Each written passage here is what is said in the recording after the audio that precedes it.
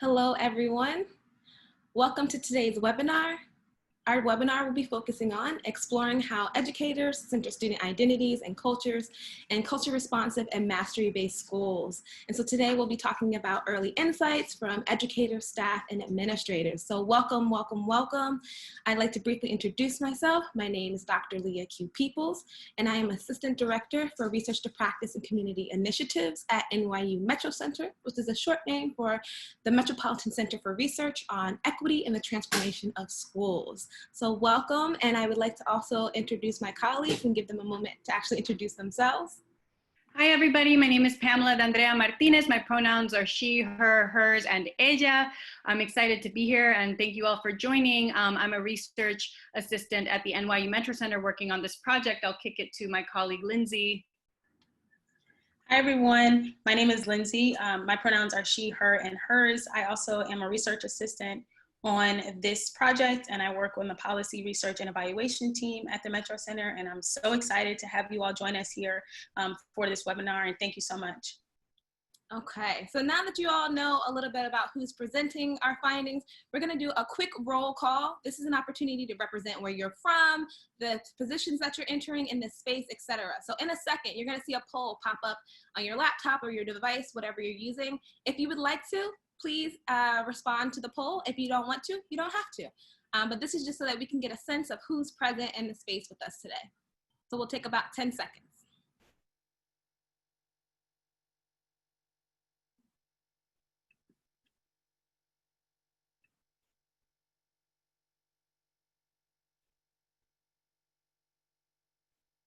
Okay, last call.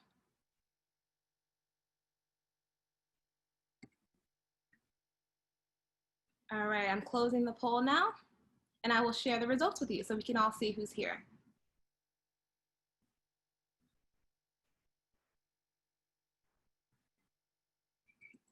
All right, so we've got folks from all over. We got some folks in the West Coast, the Midwest, 17 people, the South, a lot of folks from the East Coast, some international folks who are joining us, and people who are from somewhere else.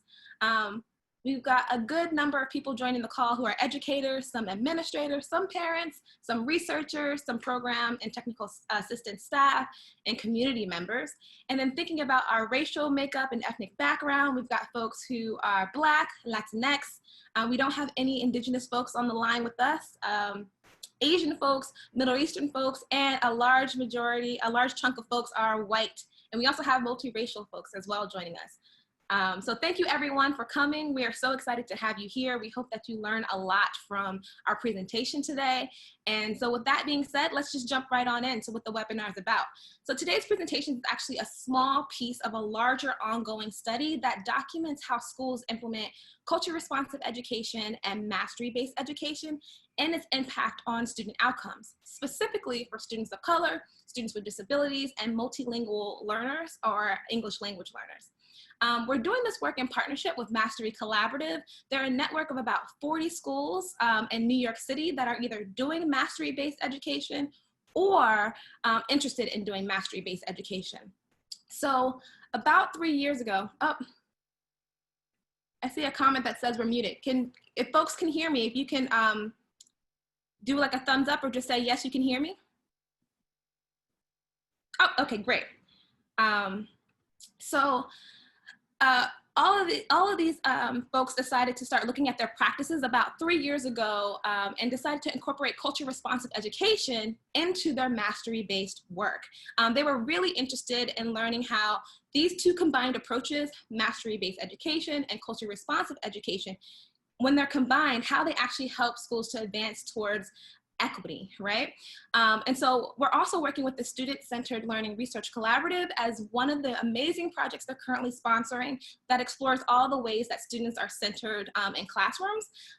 This project, the Student-Centered Learning Research Collaborative, is organized by KnowledgeWorks, who have created the resources to fund our project and to help us connect our research with a practitioner-oriented audience, which is everyone on the call right now.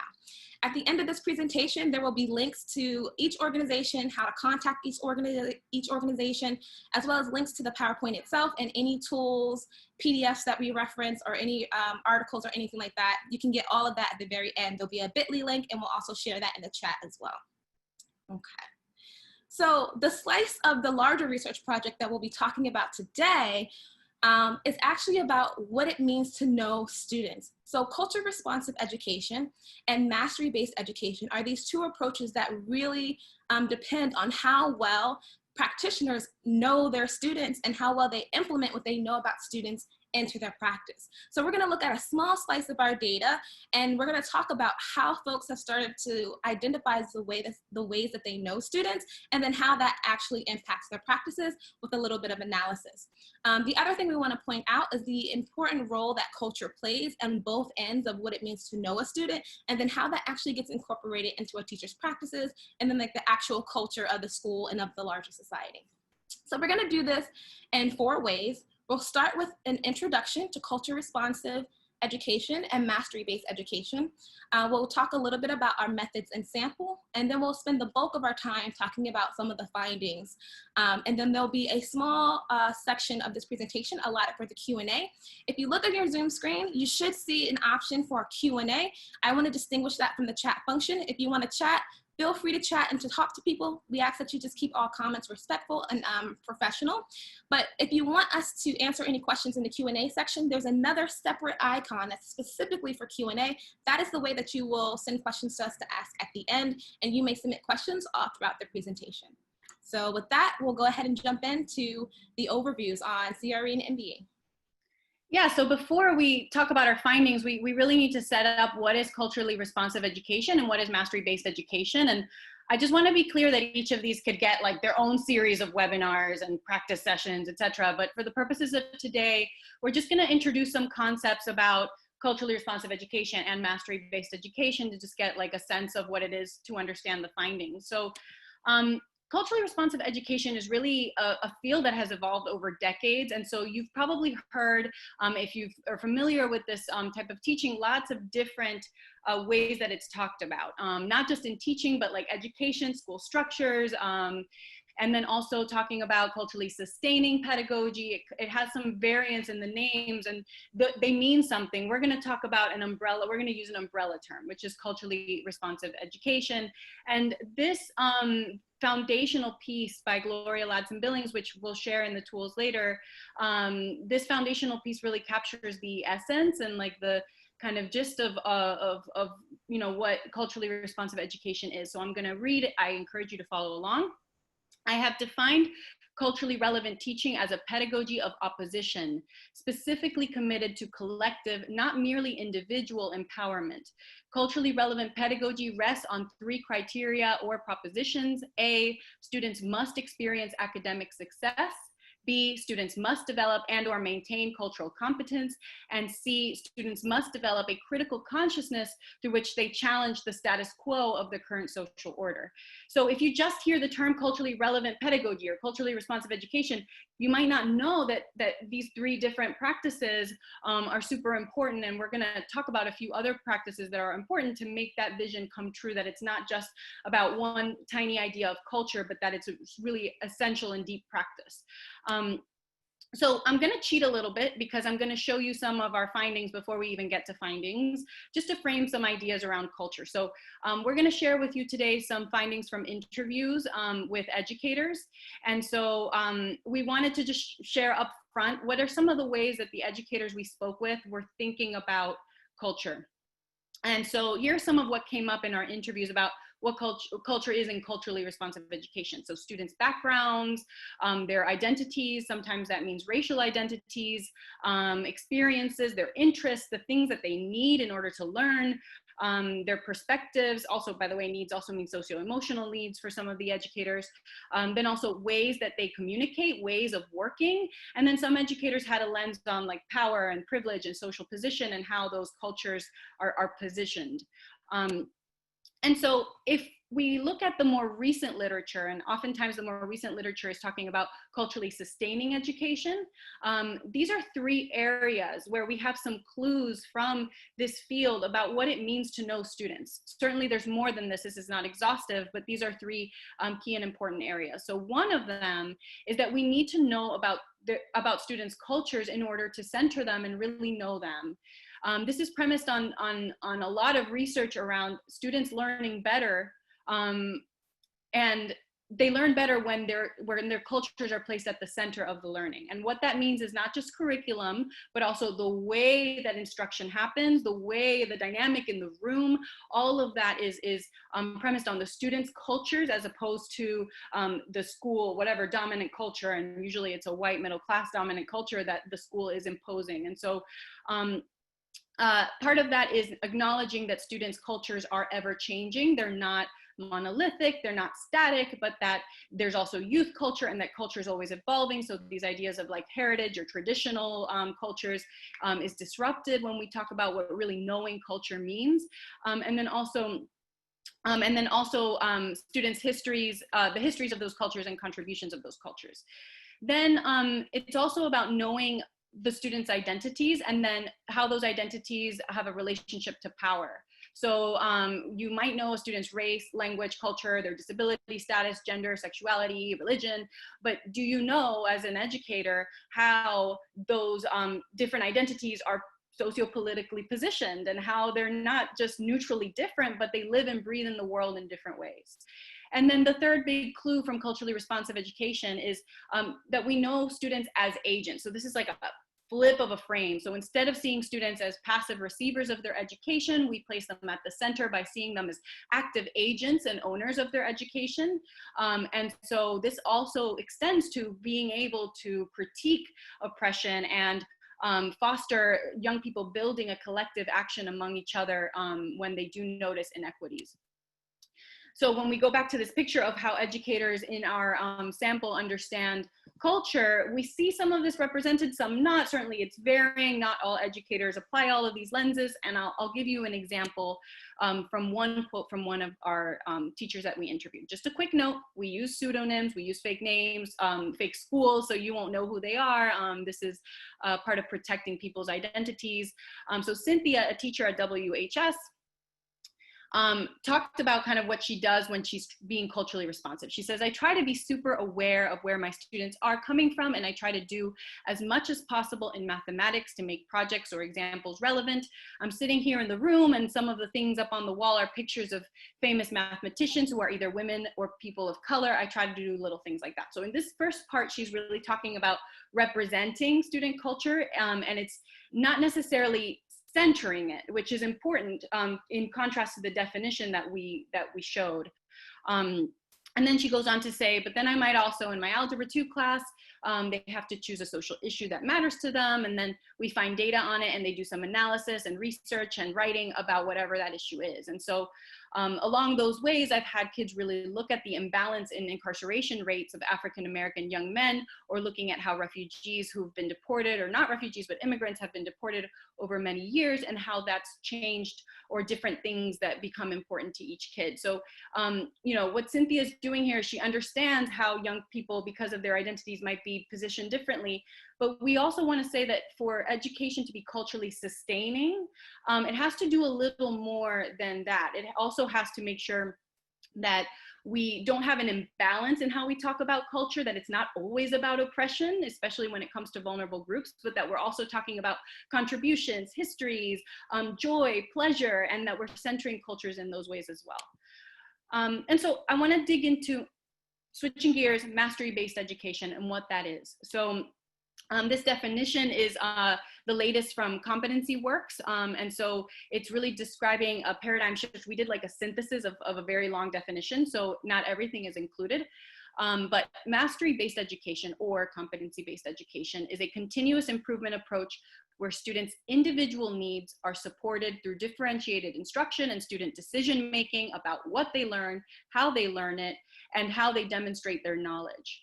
In contrast to traditional schooling, where, you know, in traditional schooling, you might have arbitrary progress deadlines, like this is due on this day and that was your one chance to show your knowledge, or measures of success that are designed around seat time or grade level. And then also school policies that really create a culture that's premised on order and compliance. Mastery-based has a paradigm shift, and that shift is that we don't situate ourselves within these like deadlines that are arbitrary, but that progress is evidenced on mastery, and that there's a transparency between educators and students about how they're doing with their learning, and that we're going to foster a climate of inclusion and belonging. So these are some essential differences. And when it comes to knowing students, mastery-based education also has a few clues. One big one is that mastery-based education stresses meeting students where they are. But to meet students where they are, we have to know what their individual needs are. We have to know what meeting them where they are is. And so part of that is knowing the type of pacing that they need, the pathways that they need toward their learning, the type of support that they need as individuals, and feedback. So all of that needs to be known. We also have to know what motivates students intrinsically. So we have all these intrinsic motivators, like, oh, you should work because you're going to get a grade for it, or you should do this because you don't want to get in trouble. And instead, Mastery says we need to tie that into students' intrinsic motivations, what motivates them to learn. And last, similarly to culturally responsive education, knowing students as agents, they take ownership of their education. So in this section, we're really going to talk about the methods and our sample that we utilize to come to some of these findings. And we're answering the question of how did we learn about culturally responsive education and mastery-based educators and how they perceive centering their students. So in the first slide here describing our methods and sample, you'll see a chart. And so we gathered our data through two particular methods. One was through interviews, and then two was through administering surveys. So the first way, which like I said is the interviews, we conducted interviews with teachers, administrators, staff members, and students. And then with the surveys, we administered them to teachers and students. So you'll notice that we did not administer surveys to administrators and staff members. For this particular webinar, we'll be focusing on the teacher, administrator, and staff interviews. So a lot of the information that you'll hear is from the adults that we spoke to during our interviews. In the chart there, you'll see that in the middle column, we have our entire sample for the entire study. So we have 8 schools represented, 33 teachers, 9 administrators, 3 staff members, for a total of 45 interviews. And then in the far right column, you'll see what we will be discussing for today's webinar. And you'll notice that we have about half of the schools represented from our total sample for a total of 13 interviews. And when we were looking for when we were analyzing our interviews, we basically created these 3 patterns, which you see listed in the bullet points. And those patterns were culturally responsive education perceptions, needs assessment, and knowing students. And the way that we defined these patterns was that culturally responsive perceptions is when an interviewee describes or defines CRE, their perceptions of the use of CRE, the quality, impact, and or significance of CRE. The needs assessment is when interviewees describe their students' needs, whether they be academic, socioeconomic, socio-emotional, and how they address those needs. And then the final one is knowing students. How do interviewees describe what they know about their students and how they know this information? And so what we did with these 3 patterns is that we created these 3 patterns, and we decided anytime there was an instance of this, we sort of highlighted it as we were analyzing our interviews, and those helped us come to our findings for today. All right, so now we're going to get into our actual findings for this presentation. And the way that the findings are organized is by a framework that we use to understand the different levels of knowing students. So we're going to start off with that. One thing I want to mention in thinking about our sample is that of all the people that we interviewed, they really fell on a spectrum in terms of how they knew students. So there were folks who knew students really at a superficial level, and then there were folks who knew students really well and deeply and critically. And so a lot of the quotes that you see from this section will be coming from participants on either side of that spectrum on the extreme end. So I just want to be really clear about that. So I want to talk about the 4 pathways to knowing students. This is essentially the framework that we use to interpret a lot of the data that we got from the interviews. So we are saying that there are 4 ways to know students. And so right now we're using the label students, but really students are individual human beings, right? They're people, not just students. So there's knowing students as an individual being. There's knowing a student as a student within a classroom or school space. There's knowing students as members of a family or a community.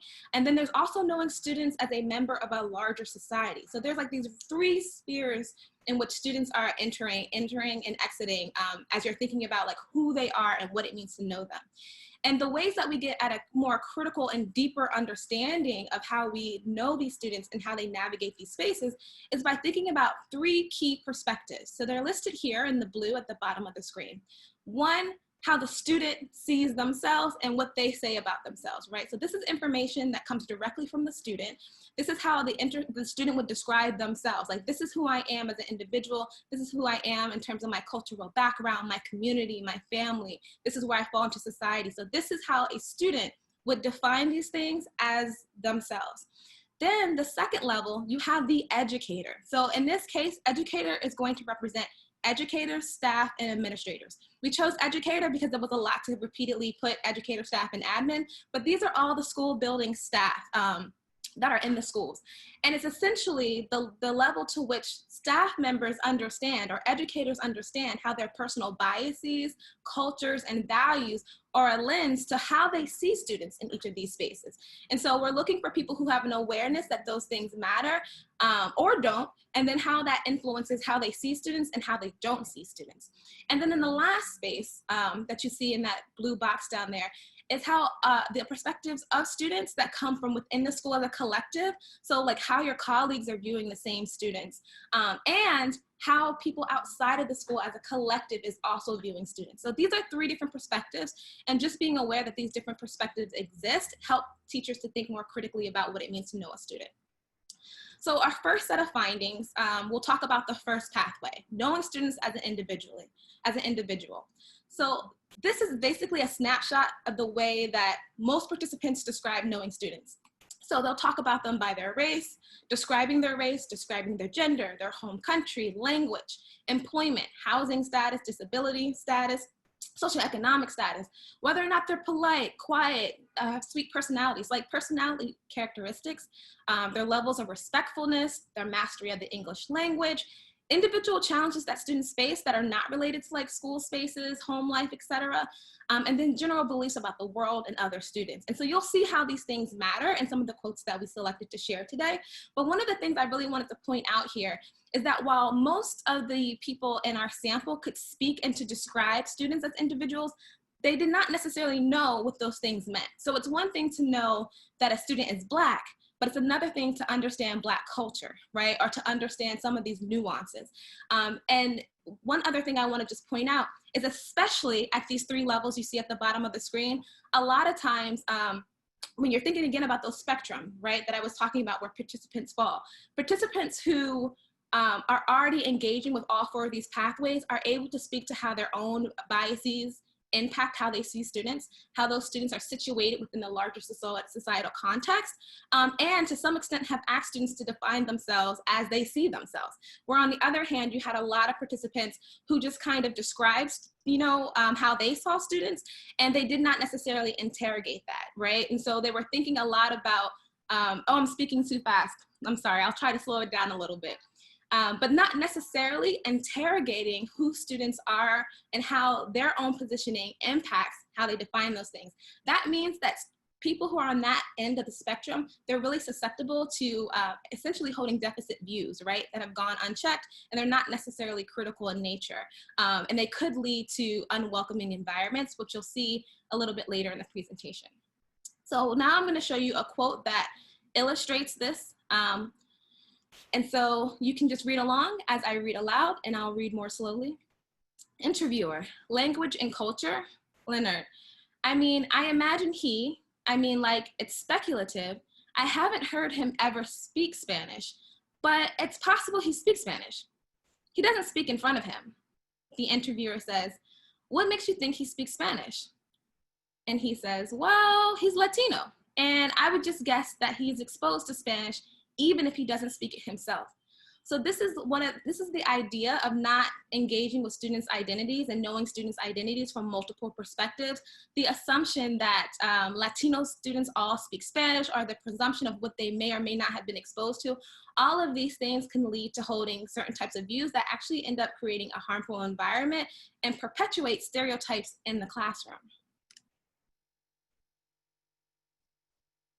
Okay, so we're gonna get into the second bubble here, and that's knowing students as students within their classroom and school spaces.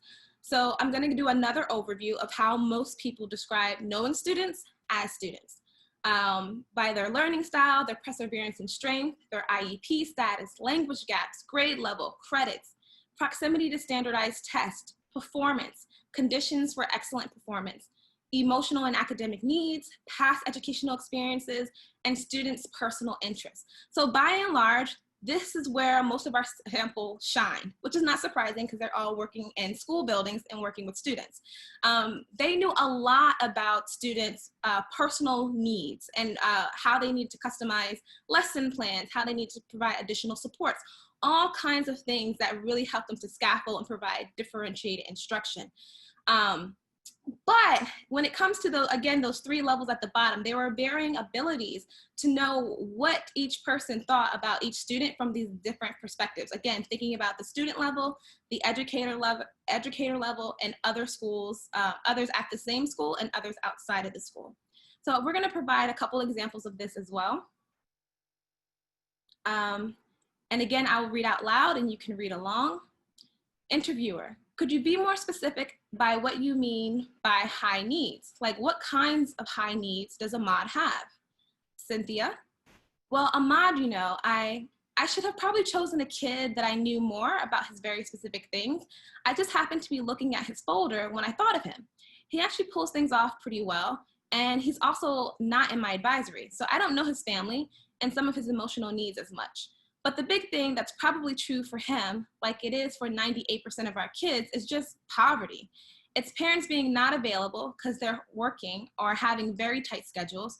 For other students, it's often things like relatives who are ill or family members who for some reason aren't there, that sort of thing. Lots of huge emotional things going on for lots of the kids all the time.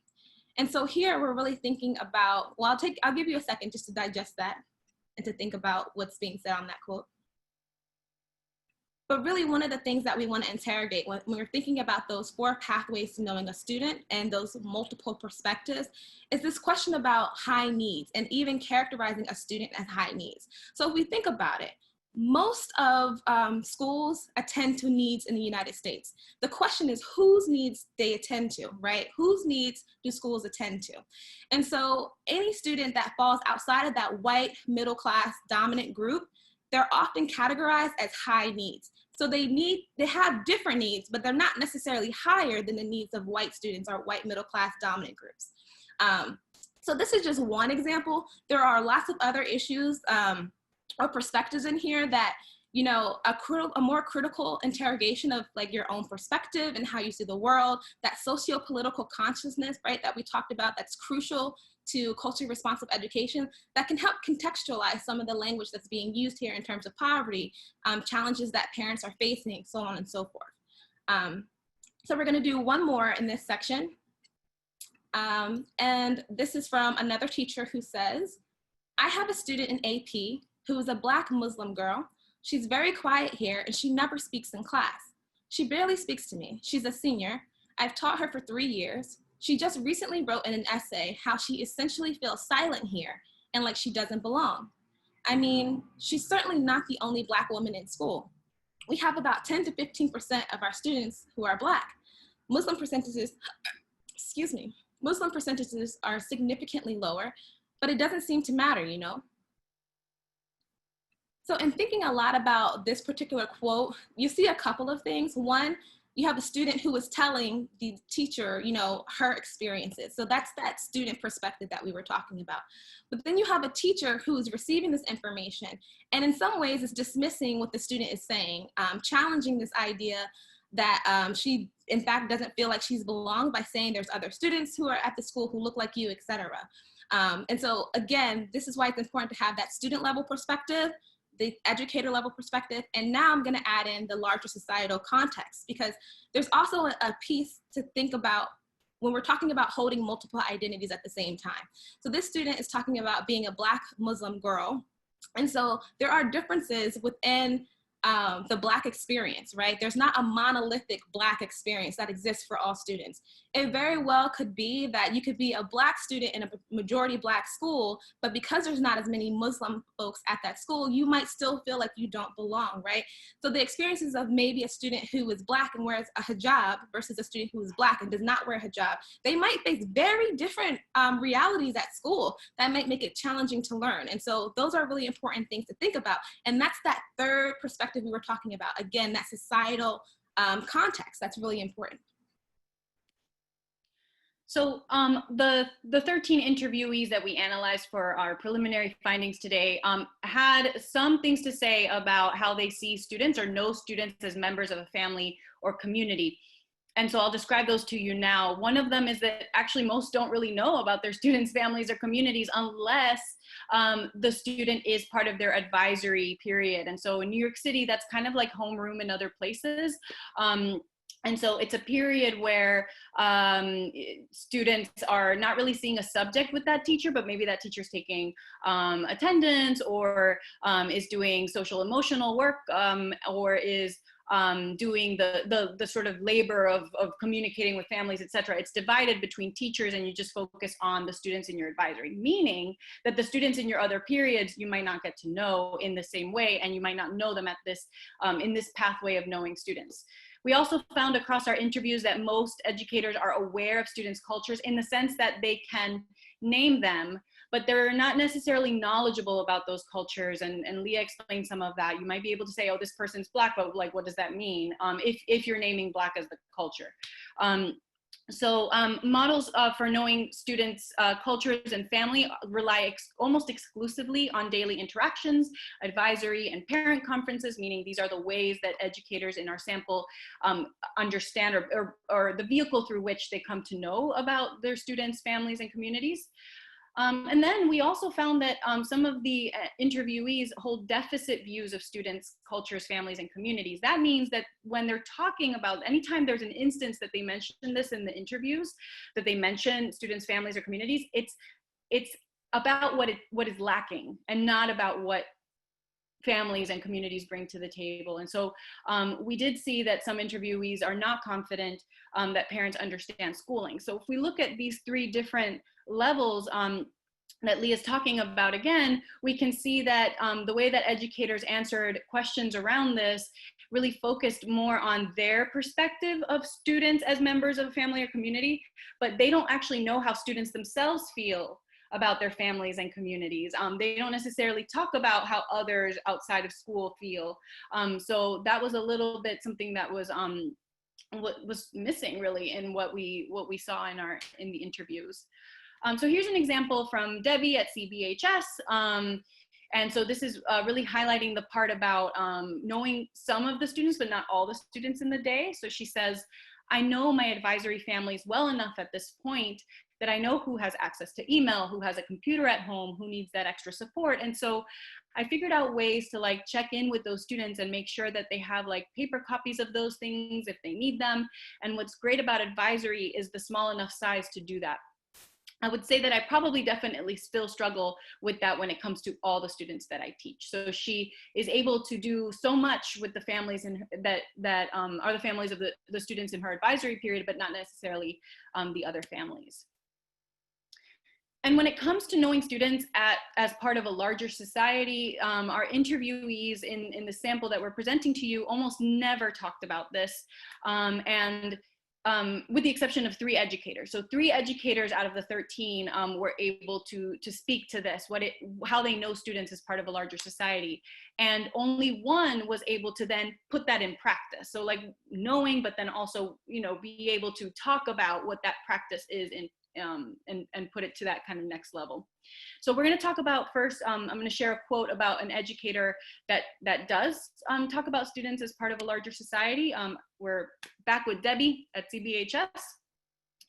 Interviewer asks, how would you say that white students benefit from culturally responsive education? And so she answers, it's incredibly important for students to recognize their role in society as a whole. And I think a lot of students, especially teenagers, don't necessarily see privilege and see how the fact that they can just operate in this world in one particular way. And so I think it's important for white students to engage in these kinds of conversations. So to recognize the privilege, and also to be able to see how other groups of people are disproportionately affected by the way our society is set up, and our laws and our systems, and how education is structured. So we can see that Debbie is, through this statement, one of the educators, when we asked about white students and culturally responsive education, she's seeing students as members of a larger society and how they interact in the world in that way. In her whole interview, though, we don't really see examples of how she sees herself putting that into practice. So what we come out with when we look at these 4 different pathways is that our interviewees really highlight these themes, but that these themes are really overlapping, interchanging, and what makes culturally responsive education similar to mastery-based education is that both make learning relevant to the real world in these ways, but educators in our sample really had different ideas of what real world meant. And so that will change the way that they talk about it, and it means that they don't necessarily target those 3 sub-levels of, from the student perspective, from the educator perspective, and from the societal or from others perspective. But the educators who do culturally responsive mastery-based education well, who do it the best, incorporate these 4 pathways and those 3 different perceptions in their practice. And I'm gonna show you a spotlight. So an educator, Victoria, who did all of these things. So, she's the one person that I had mentioned that also put into practice what she knows about students. Her quote is rather long, so we're gonna take it in together. Please read along with me. She says, if they, as in students, if they bring racism up, I'll talk about it. For example, there was a fight between a boy from Haiti and a girl from Senegal.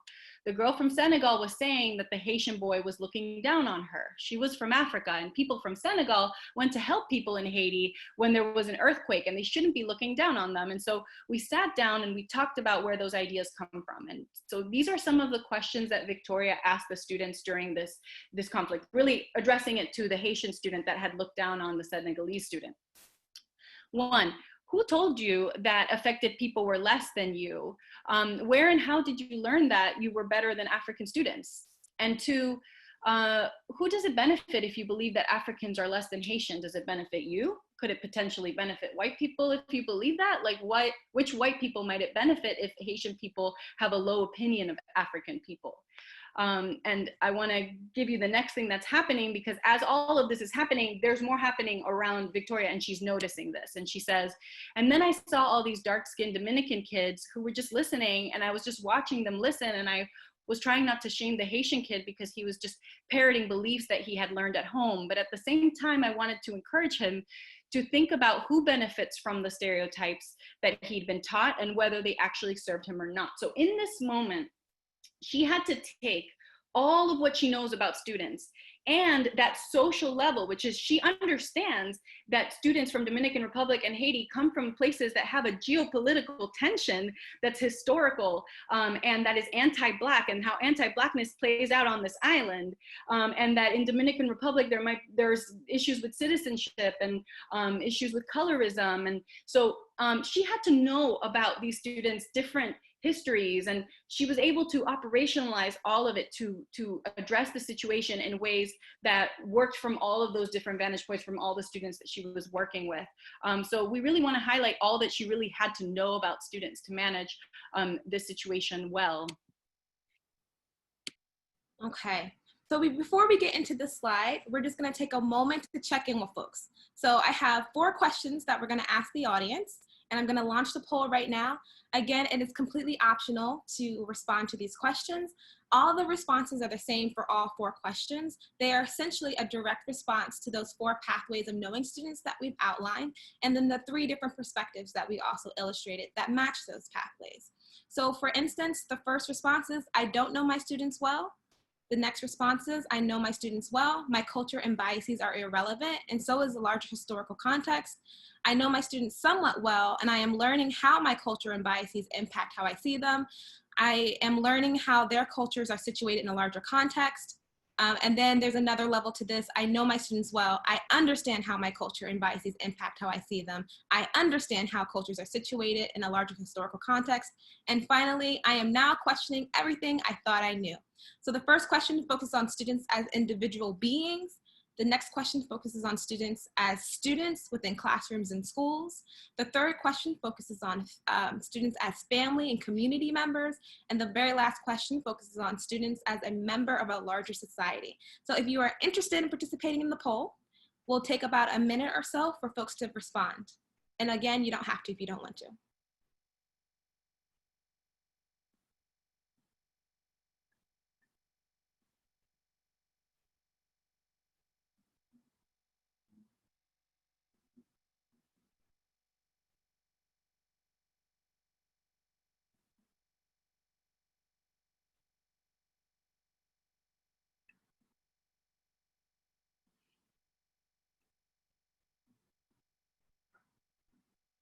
Okay, we'll take about 10 seconds more.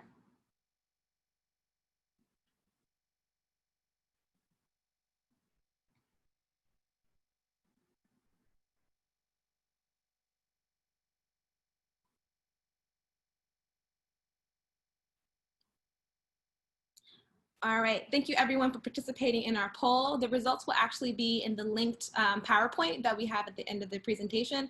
And Lindsay has also shared that link in the chat box as well if you want to see it sooner than that. But because the whole polling questions are a little bit longer, we won't go through each one. I will summarize them and say we pretty much have a bell curve, or, you know, all responses for people who responded. Most people find themselves somewhere in the middle of the responses that we've outlined. So knowing students somewhat well and understanding students really well. And then we have a few folks who've said, I don't know my students well, and now I'm questioning everything that I thought that I knew. So thank you so much for participating in the poll.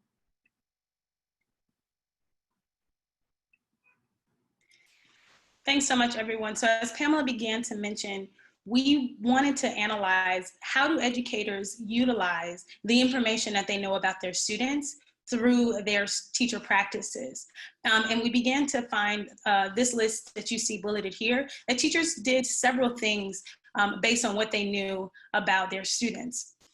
Some of these practices included heterogeneous grouping, instructional strategies that they changed or implemented, allying and partnership, individualized weekly objectives and mini lessons for all of their students, student conferencing, scaffolding, and encouraging peer learning and teaching. For today's webinar, however, we're going to focus on the first three that are listed: heterogeneous grouping, instructional strategies, allying and partnership. And I'll go through and share some quotes from some interviewees who highlighted moments when they were able to do this and what that looked like in their classroom. So the first one we'll start with is heterogeneous grouping. And this is Debbie, a teacher from CBHS who we've heard from before on this webinar. And so what Debbie does is she is describing how she groups her students for certain assignments. And as you will see once I read the quote, she was able to group students based on what she felt their needs were, whether it was interpersonal relationships, and that was how she was able to group them, whether it was by content ability, and she was pairing students that way. And so she was able to analyze and assess what she felt her students need and then make those groupings based on that. And the quote says, and student is one of the students, when I'm planning this, I always think about heterogeneous grouping with him. I pair him with someone I know to be kind, patient, someone who's good with the content, and someone who's not going to get frustrated, that he needs that extra support. And so with this quote, what we really want to highlight is that Debbie is keenly aware of what this particular student needs. And so as a result, she pairs him with a student who has a wonderful grasp of the content for this particular assignment or this particular project, and then also understands that the student that she's describing has needs that really accompany patience, and that they're aware that they need someone who's going to take their time and not get upset that they need these extra supports. And Debbie is aware of that as her teacher, and so facilitates a sort of encouraging environment as a result of that. And the second quote that we want to highlight focuses on the practice of instructional strategies. So Victoria, a teacher that Pamela highlighted before from WPS, really with this quote talks about an adjustment that she makes as a result of understanding what her students need. So it's not necessarily a central practice, but it's something that she has adjusted based on that analysis, once again, of what she feels like her students particularly need in the classroom. And Victoria says, and so this year, to earn or show above skill work, a student will have to come up with a discussion question. And the student can either do it alone or they can do it with a friend. And then they get the help from me in developing a discussion question, and they put it on a slide, and they get to lead a discussion with the class. And they give questions, students write their own ideas. We have a ball that we pass around to have the discussion. And then I would give the students all of their classmates' ideas for their class and for other classes. And as I stated, what I want to highlight with this quote is that Victoria is making these adjustments based on that analysis of her students' needs. So it's not a continuous practice that she necessarily does when she changes how students are able to show above skill work, which, as Pamela highlighted, is one of the tenets of mastery-based education, is that students are able to show through a number of different ways how they they're able to show their knowledge through a number of different ways and how they've mastered a particular skill. And so Victoria understands that she's going to equip the students with their own tools that they can not only utilize in her classroom, but the very last sentence talks about that she can utilize, or her students can utilize rather, these skills in other classes. And so she also gives them the option. They can either take the assignment and do it themselves or do it with a friend, which is, once again, her equipping her students based on their particular needs and allowing them to decide how they want to carry forth this particular assignment. And the last quote really highlights allying and partnership, once again from Victoria. And the difference between this quote and the previous quote that I just went over is that the previous quote, as I stated, is something that Victoria made as an adjustment through her own words, whereas this quote is something that she seems to do consistently with her students. It's not necessarily an adjustment that she makes based on what she feels that her students may particularly need. And so this quote is incredibly powerful because Victoria understands that there are some expertise that her students possess that she does not necessarily have herself. And she really leans into that and allows her students to be the sort of leaders and the sharers of knowledge as well.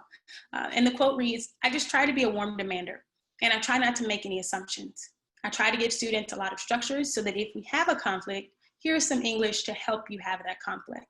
I also try to ally and partner with the students because the students see a lot of stuff that I miss, and they know how to read things that I don't know how to read, things that I don't have the cultural competency to know how to read, especially when you have kids from like 5 different backgrounds." And the wonderful thing, as I stated about this quote, is that Victoria also is altering the power dynamic that exists sometimes in a classroom, wherein the teacher is the sole possessor of knowledge, and that students, it is a one-way path in terms of knowledge, where teacher is imparting knowledge to student, and that's not a two-way street. And Victoria really emphasizes that she tries to do the opposite of that, where she is learning from her students and they are learning from her in the same way. And she understands and trusts their expertise, that there are things that she simply is not aware of that her students with their varying backgrounds are able to really, really harness in on. And so you see here with this practice that there is an allying and a partnership that Victoria truly leans into in order to allow her students to feel comfortable to embrace that conflict. And she understands that there's conflict that's going to happen, and she embraces it and gives her students the tools and resources to really explain themselves and to use that conflict as a moment to work things out with the tools that she's equipped them with. Okay. And so that pretty much wraps up all the all the preliminary findings that we're going to share today. But we do want to share a few summary slides. So the first main thing to take away from this presentation is that when we're thinking about culture responsive education and mastery-based education, there are 4 pathways to knowing students from 3 critical perspectives. And it's, again, knowing a student as an individual being, knowing students as students within classrooms and schools, knowing students as members of families and communities, communities and knowing students as part of a larger society, right? And how their collectives are in that society, are positioned there. And those three critical perspectives, again, is from the student's perspective, from the educator, staff, and administrators' perspective, and then also from your school's larger collective, their perspectives on the students, and then all of those outside of the school, meaning the larger society's perspectives as well, okay? So those 4 pathways and 3 critical perspectives. And then 2, most teachers know students as students, right? And so they know them, their learning styles, their academic needs, their student characteristics, but largely the ways that teachers are describing these things, our participants are describing these things in interviews, are removed from culture, and they're not informed by culture. They're not necessarily informed by these larger social contexts for the most part.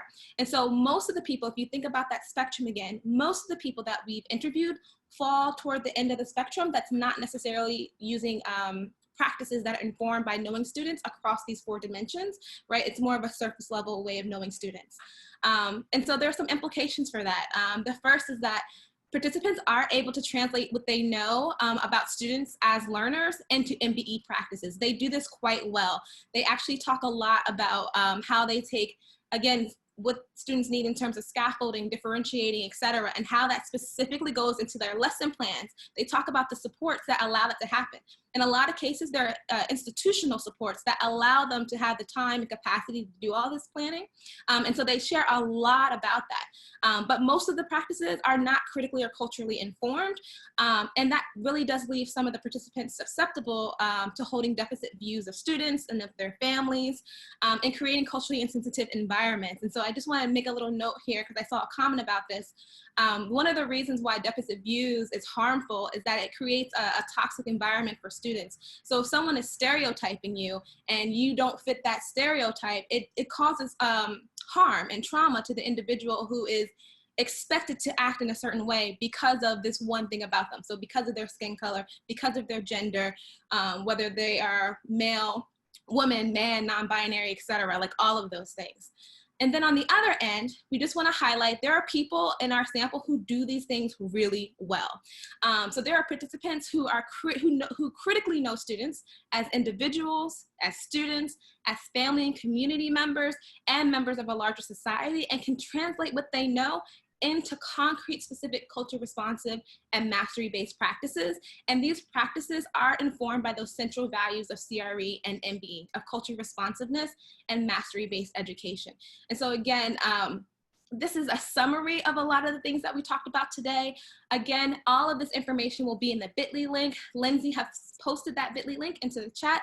And so you can also get everything out of that Google folder, and we'll also have contact information for you for where you can reach out to us with any additional questions or comments or things of that nature. With that being said, now we're going to go into the Q&A. And so there are quite a few questions here. We'll try our best to get through most of them, but we probably won't hit everyone's question. Okay, so we will start with the first question is define staff from the other categories.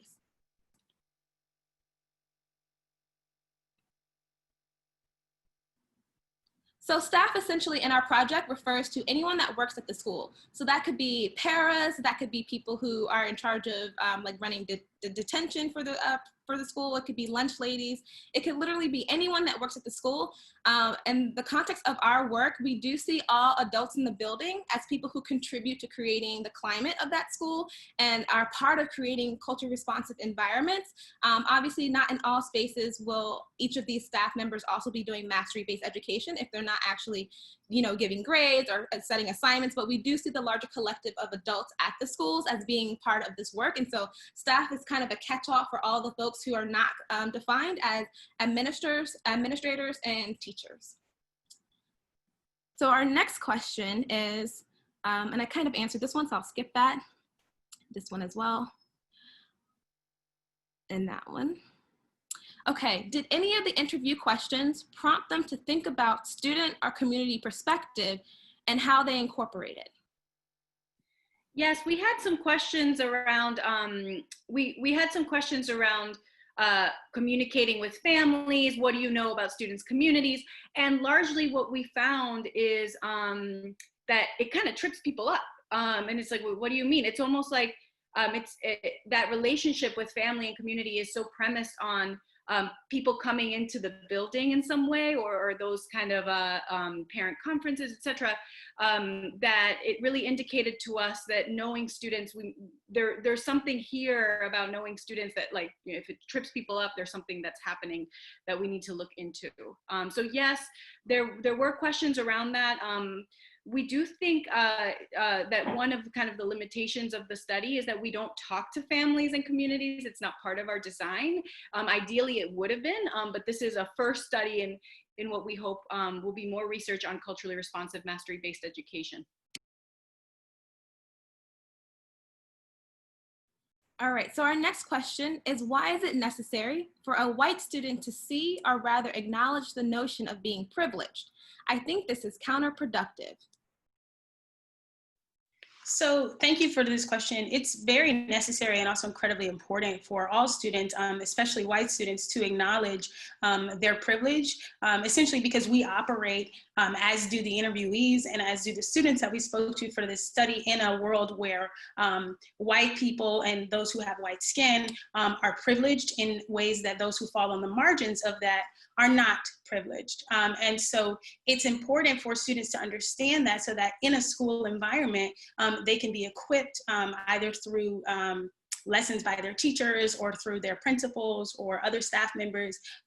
They can be equipped with the tools necessary to not only acknowledge, but also to work to dismantle the types of systems that privilege them over their classmates.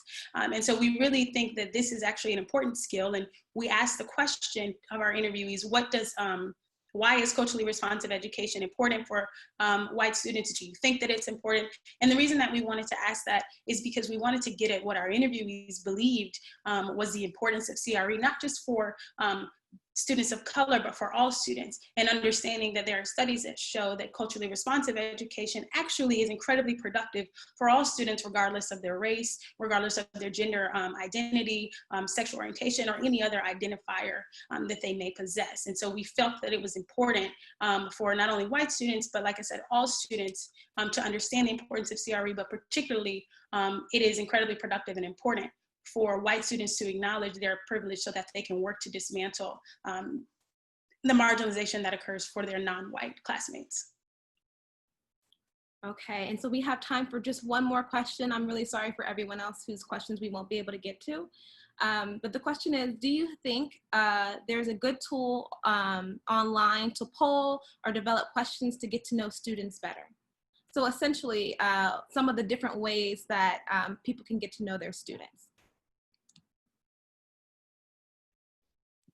We hope that some of the tools that we share can elucidate some of that too. What we wanted to do was present some findings on what educators are how they're thinking about what it means to find that knowledge and to do that. But certainly there are many ways that educators could do that, and some of it could involve some of the things that you mentioned in your question, like polling, etc. But that relationships are not just contingent on what you do in that room, because when you are, and now it's like with COVID-19 and everything online, I don't even know what that room means. We can get into that some other day, but it's not just contingent on those interactions. Remember, that's one of the things that we found, is that that just those like in classroom interactions might not be enough, that we have to go out and actually learn about people's cultures and do some reading and have conversations with families and be in communities, and that the building becomes a porous, the online forum, it becomes porous. It's not about what's contained inside of a venue and a space. And so I think the many ways, even though we don't have great answers for that question, specific answers, I think that the many ways that it can happen, that frame really gives us some of those possibilities. Yes, and so some things that we hope to share at the end of the study is more about the practices that teachers and administrators and staff are using at the end of the project once we've gone through all the data. And so I'd just like to ask Pamela to pull up our PowerPoint so we can run through our last couple of slides. Really, it's just information to learn more about the project, information to learn specifically about this PowerPoint. The bit.ly link is on the screen. You can take a snapshot of it, a screenshot. Again, it's been put in the chat. Lindsay, if you don't mind dropping that bit.ly link one more time. The bit.ly link is going to take you to a Google folder, and in that Google folder, there will be the PDFs of any articles that have been cited in the project in this presentation. It'll also have the exact slides used in this presentation as well as some tools that help you get to know students a little bit better. And finally, if you want to get to know some of the people who are involved in the project, I've highlighted everyone's information here. We have Twitter handles, so please follow us on Twitter at MetroNYU, and also our research team at Metro_research. We'll be sharing findings there as well as findings from other projects. You can join our listserv by going to that link and then signing up at the very bottom of the page. Also, we want to highlight our partner, Mastery Collaborative, again, based in New York City. They have tons of information, tons of tools, webinars, all kinds of sessions. And so they offer this. So if you want to know more about that, you can also follow them at Mastery NYC on Twitter. I've also linked their contact page down there as well. And they have a little bit of a preview on that page about upcoming events and webinars. And finally, to our wonderful funders, KnowledgeWorks, you can also follow them at KnowledgeWorks on Twitter. They also work with so many people who do this kind of work, and so they're very much situated in the center of this as well. You can also join their listserv by going to the link on the page. At the very bottom of the page, there's a little box that also invites you to sign up for the listserv. And if you want to see our project page, which is held on the Student-Centered Learning Research Collaborative, again, that's that space I was saying that there are lots of projects that focus on student-centered learning. You can visit that page by following that bit.ly link that's on the page as well. And of course, you can email us directly. I will go through all of your emails and be happy to talk to you all or follow up on any additional questions that you have. And finally, I just want to thank everyone so much for taking time out to join us. Thank you for Mastery Collaborative, KnowledgeWorks, and the Student-Centered Learning Research Collaborative. I hope that this has been informative, and I hope that you've been able to take away some really important key points from our preliminary findings, and join us on this pathway if you want to learn more about what we find out from this project. Thank you again so much. Everyone, take care.